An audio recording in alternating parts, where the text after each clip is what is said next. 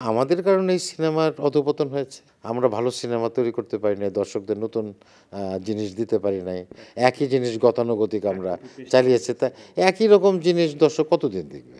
তা আমাদের নতুন, নতুন জিনিস দিতে হবে। দর্শক যে বাড়ে নাই সে কথা আমি বলব না। দর্শক বাড়ছে। দর্শক বাড়ছে কি কারণে? বলি আমরা সেটা হচ্ছে যে একটা সময় দর্শক একেবারে হল বিমুখ হয়ে গেছে। মানে সিনেমা হলে গিয়ে সিনেমা দেখবে এইটা ভাবতো না। কিন্তু এখন সে ভাবনাটা শুরু হচ্ছে। হ্যাঁ? তো এটা তো আমরা বলব যে অবশ্যই দর্শক বাড়ছে। এখন আপনি বলছেন যে উচ্চবিত্তরা সিনেমা দেখতে যান। আমি পুরোপুরি এটার সাথে একমত না।